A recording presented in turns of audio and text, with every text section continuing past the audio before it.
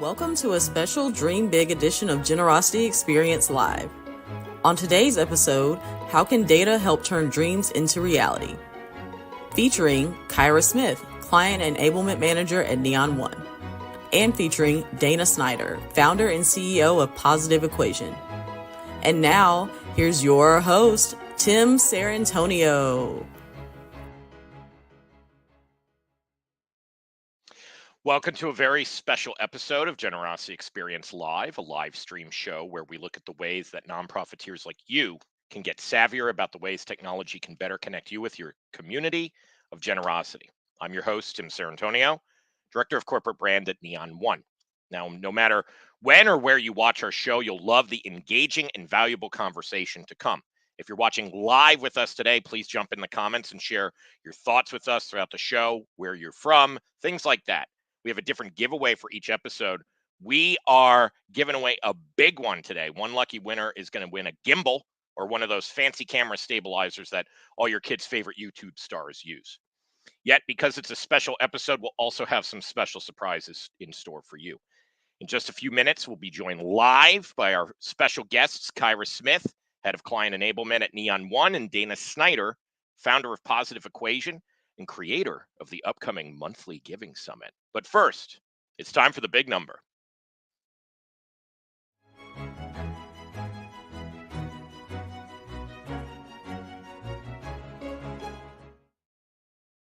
$2.1%.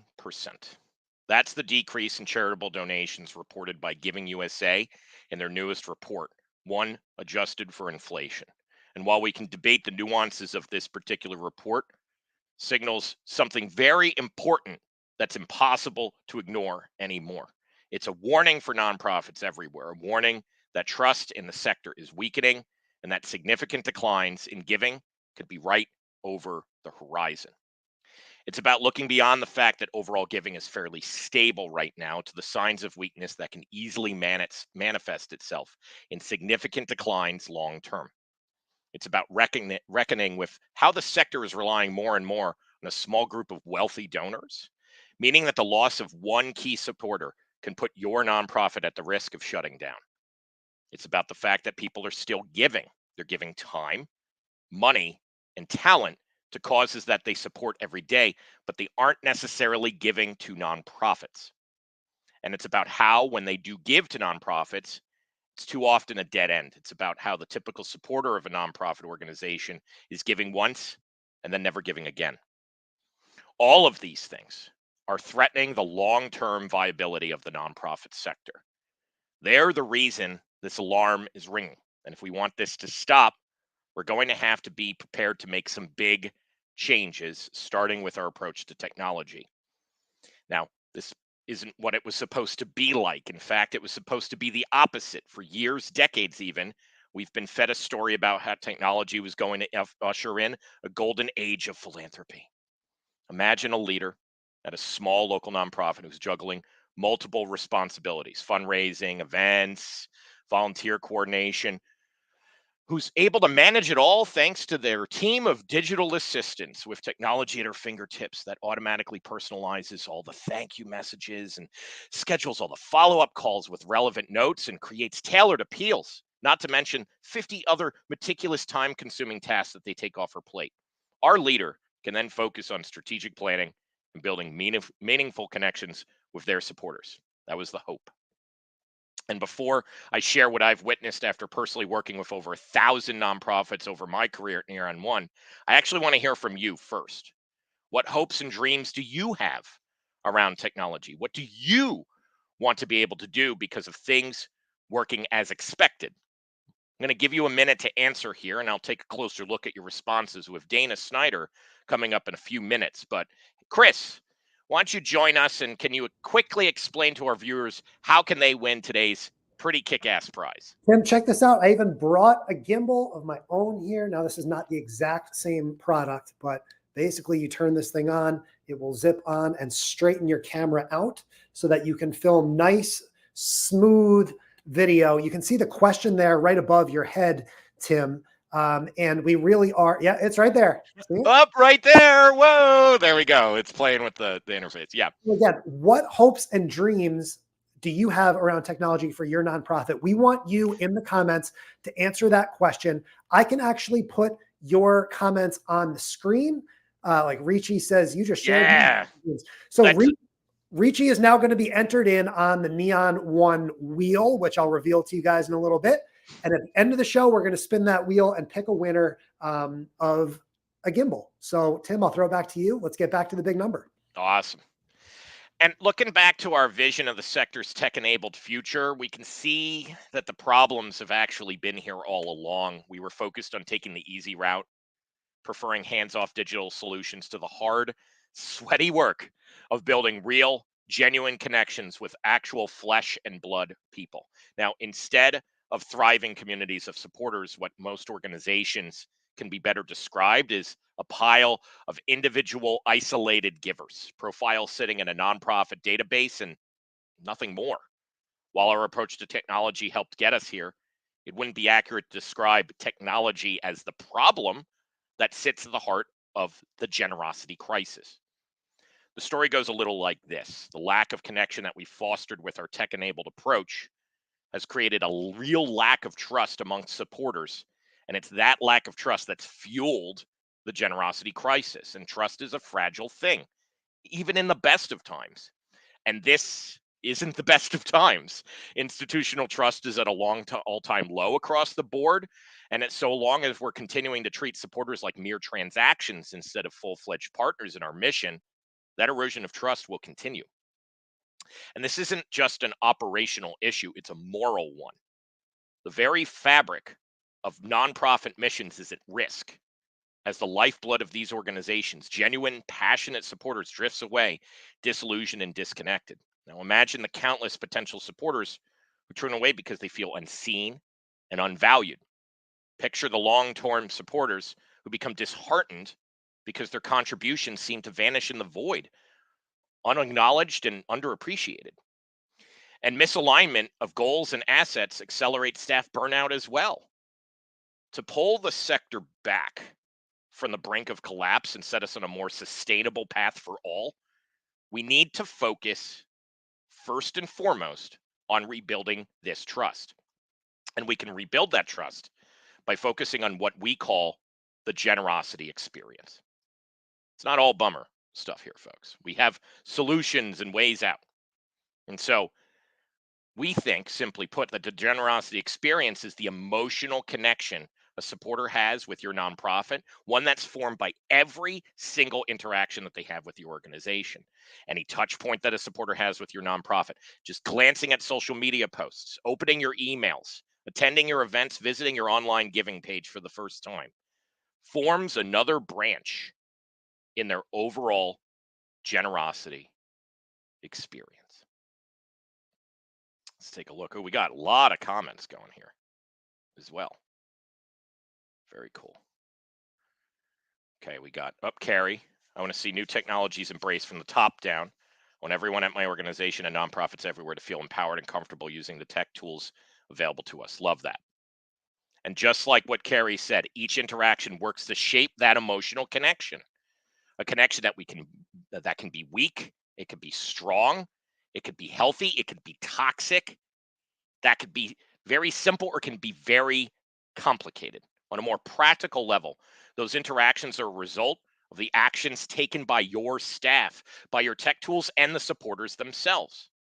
In order for a supporter to be moved by an email, for example, somebody has to write that copy, and the software needs to be used to create and send it. And then your supporter has to actually open the email, read it, and maybe follow its call to action. And in order to resolve the overall generosity crisis, nonprofits need to be forging genuine connections with their supporters, the kinds of connections that foster mutual trust and lay the groundwork for that long-term support. But how can they build these connections? By remaining laser focused on generosity experiences that are personable, memorable, and communal. That's a big piece here. So let's pause again. I'll move myself over here. I love adaptive adventures there. I see Deanna's. I want technology to help people feel truly connected to the change that they're helping to fund. And we've talked about this in other episodes too. right? That people don't give to you, they give through you. And so it's all well and good to say all of this. But after a decade of working in nonprofit technology, I've learned that we need to rethink our approach on how we even design these experiences. And you, as a nonprofit leader, have limited capacity, even feel comfortable dreaming big. If you're like me, when I was first starting out as a grant writer, I felt overwhelmed and I didn't even know what resources to trust to even begin to dream, let alone dream big. Dreaming big should not be an exercise in futility. And that is why I'm excited for the special week of events that we have planned beyond today's special show. We have 4 days of practical and actionable workshops over the course of the week, each day only asking 60 minutes tops of your attention. Yet in return, you're going to gain long-term strategic guidance on how to think about technology and coaching on essential tips, topics like donor retention, direct mail, and workflow automation, and all with the chance to connect with fellow leaders like yourselves. While I hope you can join us at Dream Big this week, I'm also thrilled to be setting the tone with today's special episode. It's time for us to put people before money, focus on making our moments magical with supporters, and ultimately putting technology in its rightful place as a part of our team, fully aligned with our goals and objectives. Now, my hope is that the reason you're spending time with us during Generosity Experience Live and events like Dream Big is because you're looking to get better at your work and designing and forging these human connections. The giveaways are fun, but the real reason we're here is to help you. That's why I'm excited to welcome our first guest, Kyra Smith. She does this type of work day in and day out for our clients at Neon One, and she's going to join us right after we hear a little bit more about this month's giveaway. During today's episode, one lucky live winner will win a DJI Osmo Mobile SE Intelligent Gimbal. This foldable, portable, lightweight stabilizer allows you to create smooth, high-quality video using your cell phone. Make sure you comment during this live broadcast for a chance to win the gimbal. Winners will be announced at the end of the show. Are you ready to dream big? This week is our annual Dream Big conference with sessions Tuesday through Friday at 3 p.m. Eastern. On Wednesday, join Neon One Senior Content Marketing Manager Abby Jarvis for a discussion on how to use technology to drive better donor retention. Attendees will be eligible to win a DJI Osmo Mobile SE Intelligent Gimbal. Register now at www.neon1.com/dreambig. Hello. Hi, Tim. How are you? Good. How are you today? I'm awesome. Good. Well, for folks who don't know who you are, hmm how about we start with a little bit of a story of what was your journey toward Neon One? Yeah, I tend to describe it as like a match made in heaven, Mm. simply because I have a great love for technology. I always have, but outside of work, actually prior to starting at Neon One, I was a grassroots organizer. So to actually find a career that married the two, both technology as well as grassroots organizing, it was a great match made in heaven. And then, you know, one of Neon's core values is literally to make good happen. And that is my source, whether personal or professional. So I am more than honored to now also lead a team that is committed to leading and helping amazing nonprofits do just that and making good happen. Awesome.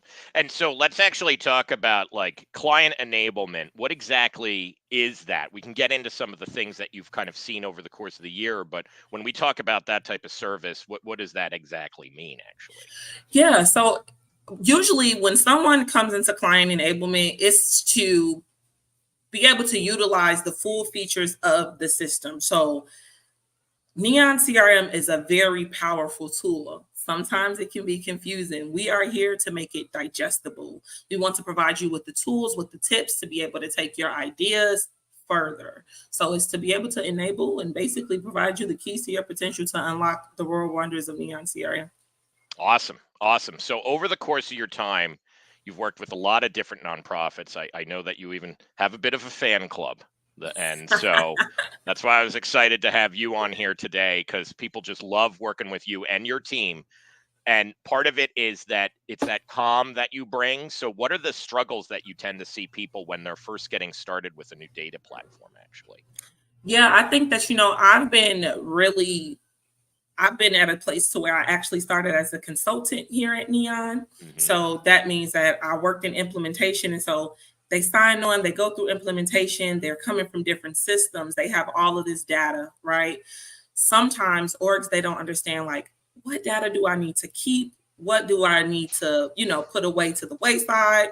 So we always say, like, let's get 5 to 7 years of data into the system. Host your historical data somewhere else, but it doesn't necessarily need to be in the system. So I think that honestly, that is kind of the biggest hurdle that most organizations face, is understanding their data. Yeah, they get kind of freaked out, especially if they've maybe been charged with asking to, move something over, but they weren't the historical person managing those few years, 5, 7 years of data, even before that, right? So, Exactly. well, okay, so and what I have found, and we kind of talk about this when we talk about generosity experience design a bit, is that trust, even in the data, can either make or break somebody using the system. So first, let's talk about how can people, when they're getting used to things, they're kind of onboarding, feel confident about the system themselves to use it. And then let's extend that into using that type of confidence to build connections with their supporters. So how can somebody get comfortable when they're first starting with a new data system? I think the first thing is to always be realistic. The systems are huge, so you cannot expect to understand the system from top to bottom immediately. Be nice to yourself, provide yourself some grace, and let's take it by bits by bits. We here at Neon CRM, we look at our clients in a couple different ways. We have clients that are more focused on events. We have more clients that are more focused on membership. We have more clients that are more focused on fundraising. Learning those bits and pieces of the system first and becoming a champion of that particular part of the system will then encourage and ignite you to then learn and apply that same type of technique to other parts of the system. So I think that that's what anything, don't try to eat all of the pie. Cut you out a slice first and take a bite of it, digest it, and then move on to the next. Or perhaps maybe even a pizza pie. We can kind of drop that. Pizza. There you go. Pizza. Well, that's a teaser, folks. Keep getting in those comments, okay? Because we got giveaways that we want to do. Kyra, what I want to hear about the future of client enablement. But I'd love for you, this is kind of a curveball question, not on our storyboard. I try to actually do this, and people hate when I throw curveballs, but this is one that I know that you're going to be fine with. What's a favorite story of success from your work with somebody? And you don't have to name them if you don't feel comfortable doing that, but what is something that you're proud of that you did to work with somebody to see some massive success? Yeah, one client always comes to mind. I will definitely drop their name. Val from Ride to Revive. She has an amazing organization. And, we work behind the scenes. I'm simply training on the system. I'm the go-to. As Tim said, I've somehow created this fan club of orgs, which I am very honored to hold. But every year for the past year, I've helped her create the sign-up forms for her volunteers, the registrations. And it's a massive event that takes place in Florida for disabled kids that allow them to ride in these exotic, cool cars around like Batman racetrack. Cars, like the original Batmobile. Yes, like the absolute best. And so just to know that, like, okay, I'm helping you set up forms and to do this, but this is the magnitude of this event. And it's amazing. So I have to say, by far, that is one of my favorite clients that I've worked with. And it's been an honor to help and assist in that type of event. So final question for us, because even looking at, and here, and I'll put this up on the screen for us too. Ricci. Okay. Database management's a big challenge, but so's time. Neon has amazing features. Small house, hard to find time to utilize all that power. So tell us, what's the future of the client enablement team for folks like that, actually? Yeah, so client enablement is coming and swinging really hard. We are trying at this point to position ourselves to offer things that are going to be useful for all different type of client types, right? So someone that's smaller, they may not have all of the resources that a larger organization may have. And so we're looking forward to hosting different type of webinars that would then actually be able to assist our different type of client types. We also have an adoption solution bootcamp that is going live next month for organizations that experience staff churn. So we want to be able to help and assist not only in the ways that we think, but that are actually going to be helpful in what our clients actually need. So more webinars coming up that's going to look at the scale of the nonprofits that we work with, the revenue that they bring in, and also the ways that they utilize the system. So that way we can really target and offer solutions that are useful. And I know that we're starting to also do some coordination around some of the research that we do, for instance, on recurring giving and stuff like that, and being able to provide that to your team to go, Yes. look, we found that recurring givers have a 78% retention rate, for instance. Okay, how do I do that? Like, what do I do? How do I get that set up? So Yes. how about you leave us with one final piece of advice, one final tech tip for somebody who's just trying to navigate all the different moving pieces that is technology, even if it's not a Neon tip? Utilize all of your resources. There's no such thing as a stupid question. If you do not understand, ask. That is going to be the biggest thing that is going to boost your confidence to make you a champion and not only utilizing one of Neon's systems, but any system. Awesome. Okay. It looks like I saw the big wheel come up for a moment. Kyra, I know you got to get on calls, right? Like you actually said, hey, I want to attend, but I got some stuff going on. So I want to thank you for your time today. And Awesome. I know It's been a pleasure. Oh, this is so much fun. And we have so much fun planned this week. So a lot of the excitement, a lot of the energy comes from the fact that people are feeling confident. And a big piece of that is you and your team. So I'm really thankful of the work that you do. Thank you, Tim. Thank you. Thank you. Awesome. All right. Bye, everyone. It's been a blast. Absolutely. All right. Are you ready to dream big? All week at 3 p.m. Eastern, join the Neon One team and friends for valuable, informative, and actionable 45-minute sessions. Coming up this Friday, hear from the South Carolina Native Plant Society in a masterclass about how they are implementing workflow automation at their organization. Attendees will be eligible to win a DJI Osmo Mobile SE Intelligent Gimbal. Register now and learn more about all the sessions this week at www.neonone.com/dreambig. Hi, Dana. Oh, of There course you I are. had to come in with the mute. Fancy new microphone. You have to unmute on here and you have to unmute on the fancy switcher in front of me. all the tech stuff, right? All the tech stuff. All the good tech stuff. Dana Snyder, how are you today? I am fantastic. It is lovely to be here with you and seeing these amazing comments come through. So always a good day when I can chat with you, Tim, and all the wonderful nonprofits joining in. Awesome. For folks who for some reason may be unfamiliar with you, Dana Snyder, of Positive Equation and much more, why don't you give us a little background on kind of your journey into the nonprofit sector and what led you here today? Yeah, it feels like forever ago. If anybody feels like you've lived like multiple lives already. I definitely feel that way. So it started in UCF in college when I was a part of our local dance marathon. Shout out to anybody else who did dance marathons. And so ours was called Nighthon. And I was a participant. And then I loved it so much that I decided to join our executive board. And that really got me excited about philanthropy as a 17, 18-year-old.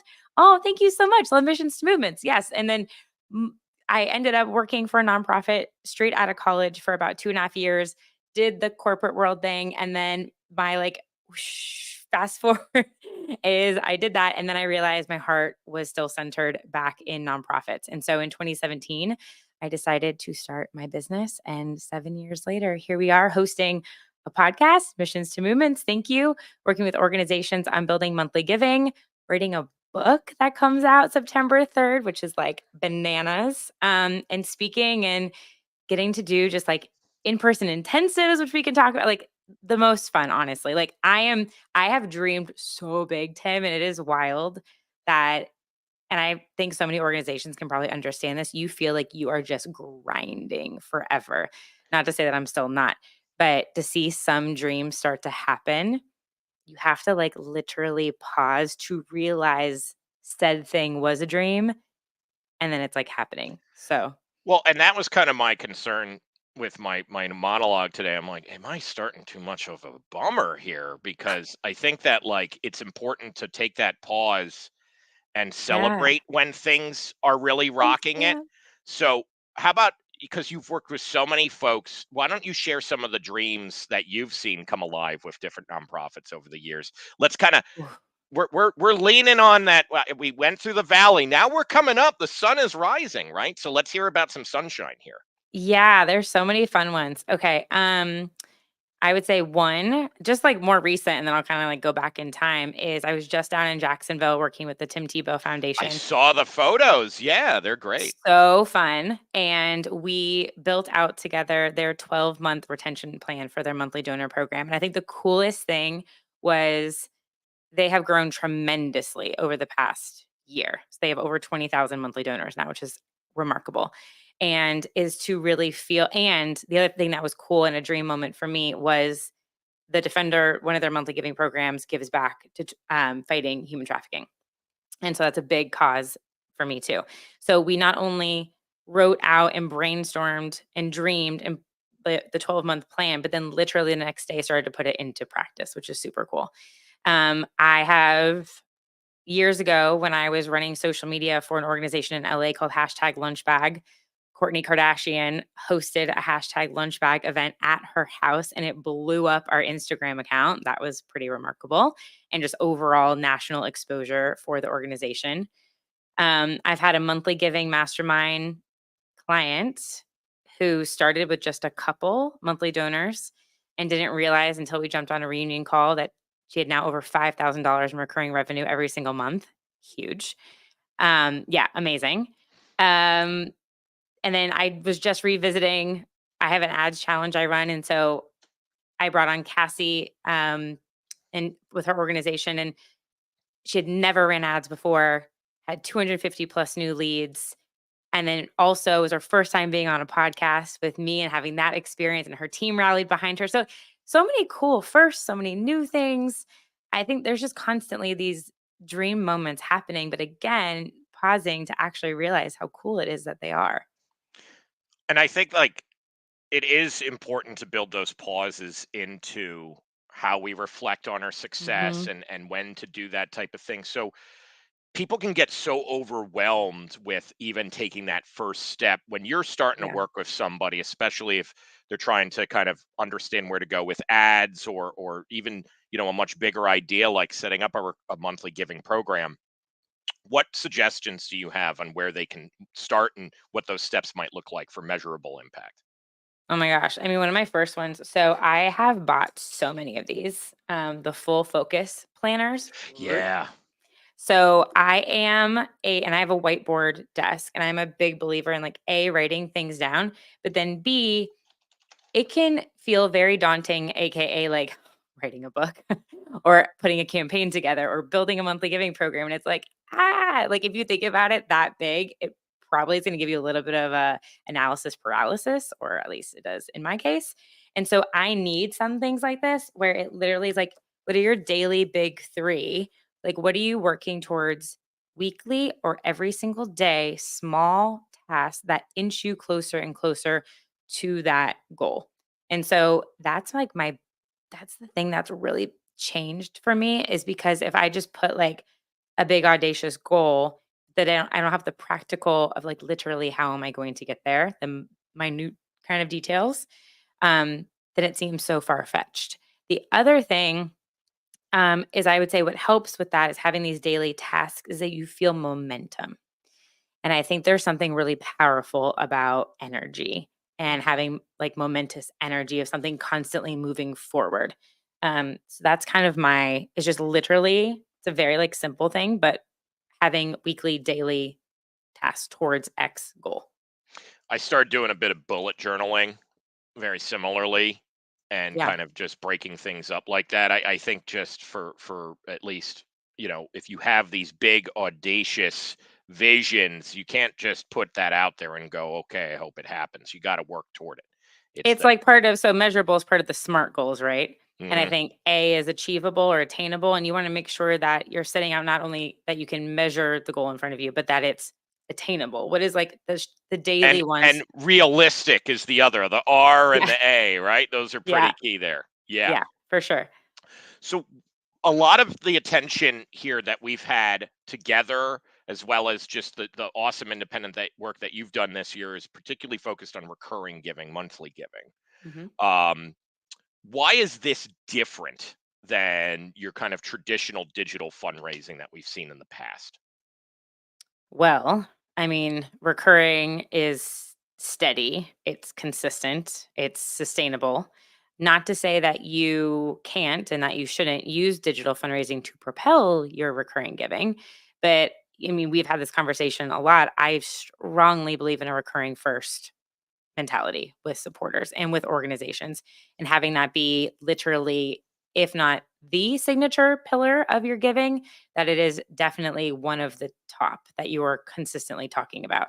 Um, and that, I mean, your report just has exponential stats, right? To be able, there you go. Exactly. The report. Thanks, Yeah, Chris. we got it. We got it. Got it. We got it. And I'd love for keep folks. We got that gimbal. It's coming up in just a few minutes. I got pizza. I want to give away a pizza thing, not this, but I want to give some pizza away to somebody as a special surprise, leading to our next thing. Let's add a few more names to this. Even drop. What are you doing for recurring giving? So, Dana, let's Yeah. kind of drill into this, because I want you to kind of finish what you're talking about here, and then lead into how are we supporting people with this. Is there something special that we're doing, perhaps, to kind of We focus our are. energies there? So again, what led you to recurring giving, and what are we doing to kind of think about the future there? Yeah, I mean, honestly, it became a mission point for me where it is so much easier, and creates a more diverse donor base to have recurring giving because everyone can feel like a philanthropist. And at the end of the day, I think it's something that the CEO of St. Jude is saying right now is that if we can all just live more charitable living, then how is that going to create a ripple effect in overall change, right, in culture Mhm. and the world? And so I think recurring giving gives everyone that opportunity. There are $5 a month gifts, $10 a month gifts, things that are very attainable for anyone to feel like they are making a really conscious but impactful moment and impact for an organization. So I changed a lot of the work that I do to be recurring focused in the past 2 years, because I was seeing this culturally, from the subscription economy and what are we doing just as consumers with our money and buying subscriptions of things. And so why not have a subscription that every single day is doing something good? Like no brainer, right? To make that decision. And then supporting organizations on not only how to structure them on the growth side and building them, but the retention is so important too. So that was my switch. I just felt like forever. Like I worked for a nonprofit over a decade ago and we are dealing with the same issues. I remember I was a marketing and development director. I was pushing the pavement all the time to get that new first ask all the time. And I don't ever think we did anything asking for a recurring gift back then. Like in Mm. 2011, it wasn't even a thing that we talked about. Never, my ED never brought it up. Whereas now, obviously, it's much more talked about everywhere. But I think there's still some practices from back then that needs to change to allow recurring giving to really thrive. So I wanted to take my background in digital marketing and apply that to specifically this recurring giving environment. So you mentioned a book. You mentioned masterminds, all these different things. How can people start to get involved with some of the initiatives that you're doing? Because there's also something bigger coming. Oh, so wait, you're launching the book, because I didn't know the date of the book launch. So I you're launching know. the date of the book right before the monthly giving summit, which is September 5th and 6th, or 4th and I've 5th and I've 6th and 5th and 6th. literally lost my mind. Yeah, that's wild. So okay, talk about the book. We got a few minutes. Yes. Okay. Um, So the book is The Monthly Giving Mastermind. and it's how to grow, build, and sustain subscriptions for good. And so it's literally welcoming everyone into the mastermind. If you're not familiar, a mastermind is a one or two or more people coming together for an idea, brainstorming together to help one another. And so this is a monthly giving mastermind, and it all flows into the monthly giving summit. There's already 700 plus nonprofits registered. It's going to be 2 half days, so very like attainable to join, 1 to 4 p.m. Eastern, online, virtual, free. And I think what's really exciting is we are really like unveiling this I don't know if it's called shadow. I just feel like where you don't know what actually makes a successful recurring giving program, it's like, ooh, I wish I knew what they were doing. I Yeah. wish I knew what they were doing. And that's what we're doing. There's going to be panels, there's some really amazing keynotes. And then day 2 is nothing but networking and breakout sessions to really get into the nitty gritty of what's happening at your organization. So I'm super excited and very grateful to Neon One for your support for that. Well, we're thrilled to be a part of it, and just what kismet, like in terms Yeah. of, we said independently, you know what, let's do the largest analysis of recurring giving that's been done, and you're like, I'm gonna throw the only dedicated event. Yeah, it's nothing. And this is the different thing, right? It's not just one session in a No. conference about recurring giving. The whole thing is talking about monthly giving. Oh yeah, and we'll kind of collect these items, by the way, for resources. So just wanted to kind of recognize, like, Oh, yeah, but throwing it's some URLs. monthlyGivingSummit.com. Super Yeah, easy. there you go. We posted the registration link, but it redirects if you go Sweet. monthlyGivingSummit.com as well. Yeah. Sweet. So what are some sessions that people can actually look forward to coming up? Oh my gosh. Okay. Well, there's panel sessions on the 5. So in my book, I'm sharing the 5-step framework to build, grow, sustain a monthly giving program. And so there's a panel on each of those. Our opening keynoter is Marcus Collins. He's phenomenal. He's a professor out of Michigan. I'm like, I He have wrote the his book book For the somewhere because, Culture. yeah, it's so good. Oh, you're gonna You you're gonna should one do up it. me. Ah, yeah, He's amazing. And so he's going to talk about calling in your believers, which is really important, and how to yeah. attract them. And then Ariana Unai is the head of LinkedIn for Nonprofits. She's keynoting. We have the head of subscriptions for Canva presenting all the way from Australia, which is wild. And then panel sessions with organizations that reflect who you are. It's peer driven. So we have organizations from Chamber of Mothers, the Hope Booth, Feeding or Nourishing Neighbors is a monthly giving program for Feeding Westchester, UNICEF, Charity Water, literally encapsulating if you are pre-launch for your monthly giving program, you're going to hear things for you. And then there's organizations registered that have 125,000 monthly donors, and there's going to be sessions for you. And I think the coolest thing is the breakout rooms are based on the size of your organization. So you are literally entering like a mini mastermind with your peers Yep. with an expert to help brainstorm, and you get hot seats, and it's meant to be very actionable. And if you experience Dream Big this week on Thursday, our Skills Expo, that's all the different sessions and stuff like that. Similar way it's going to work. So you'll get Yeah. comfortable with the kind of the technology, but a completely different set of experts and things like that. It's gonna Now, be very there's cool. there's one other final thing, because we're heading toward, we could talk forever, Dana. You and I know I that, know. but not everybody on the internet wants us to talk forever, because we want to win some stuff too. Now, there's another special thing that you're doing along Oh, yeah. with, I got to bring it up because I think it's so fascinating, and it deals with my little prop here. What is also happening relating to this little prop here? Not Okay, this prop, but what it so, represents, the pizza. of course, whenever we were planning an event, you always check what other events are happening during that time frame. What happens to be hashtag holidays? So in my marketing research, September 5th is International Day of Charity, which was important. But then I also scrolled down the hashtags and I was like, oh, it's also National Cheese a Pizza Day. So I had to send a note to friends at Domino's.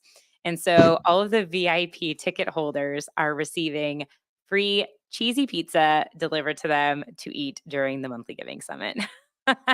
Which is wild. So what I'll do is, for one winner, the gimbal today, Dana, as a special for you, I'll also buy that winner a cheese pizza. Hey, there you go. I'm buying them dinner, and they can use it to figure out how the gimbal works. So There it you go. doesn't. Beautiful. I won't force it to be Domino's. By the way, if you want to do your local pizza place, we can do that. We'll figure that logistics out. But Beautiful. any final comments, folks? This is your time to make it meaningful. Don't just say hey, and then because you know Hey, that. But this has been such a pleasure, Dana, and I thank you. think that like we have so many resources that we're trying to share, and just that generosity that you bring to the sector, that openness and that passion and enthusiasm. I'm always like telling myself, how can I be as polished as Dana as well? Oh gosh, I don't think it's polished. Tim, we're both real, and I think that's all people want. Well, Genuine, real, there and you go. that's you and me, man. I love it. I love it. Well, let's get real serious about some giveaways right now. Dana, I want you to be able to announce the winner. Ooh. Have you seen this? Is this like a surprise for you? This is like our I wheel have of seen Wheel of Names before. I feel like I have some cool effects on this. I wish I had my little like sound effects on this board. Chris, you would know more about this than I do. This Oh, fancy road switcher. there's little sound effects when you spin the wheel. So Oh, there you go. Are we ready, folks? I see Meredith got in there, but she's already on here. And if you're on your organizational profile, that counts. We'll figure it out. So are we ready to spin, Chris? Or Tim, we're just about ready. Before we do, I just want to remind everyone that if you don't win today, you have 4 more chances to win throughout the rest of this week. today's the only cheese pizza day, though. We're not doing cheese pizza the rest of the week. This is it. Unless you come to Tim's session tomorrow and you remind him about the pizza. Well, we'll see. If somebody brings the pizza up, maybe. But this thing is so cool, Tim. You press the little button and it just flips right into place, and it'll keep your phone steady, whether you turn it vertical or horizontal there. The stabilization is cool. And I think, like, Dana, real quick, so we're not going to drag this out, but like, what have you seen people do with video when it comes to their storytelling on what they can do with a piece like this? Oh gosh. Well, it's amazing for event coverage. If you have an event, carry one of these guys around. You can do amazing interviews with them. It keeps it really steady because sometimes our hands, right? I don't know, they kind of I'm shake shaky. sometimes. Yeah. Yeah. So it's really helpful for that. Live streaming, it's amazing to do a really clean, crisp live stream. And then if you're also going to do any Was that moving slow, just by the button? Yeah, you steer it and it I'm stays- steer it such with your thing. I feel like such an old man. We use it on American Idol. Or if you're going to ever record like a slow-mo or go fast, it allows it to also be like real steady Yeti. Okay. I just want to repeat that. This not specific one, but these are used on American Idol. Okay, folks. So not this specific one. We need to make it very clear. You're not winning an American Idol specific one. We're doing it. We're doing it. Dana, who's the winner? Deanna. Congratulations. Are you here still with us? Let's give her some love in the comments, even if not. But maybe. I don't know. Hopefully. Well, congratulations, Deanna. Please do me a favor and send me a message. My name is Chris Strubb. I'm in the comments, and we will get your contact information and get that prize sent out to you. Again, if you did not win, we'll see you at Dream Big again tomorrow, Tim. Awesome. Thank you, Dana, for joining us. We have everyone. Hey, Deanna's here. Yay! So there you go. Boom. Dana, Awesome. thanks again. Thank you. Talk to you soon. Bye. Bye, everyone.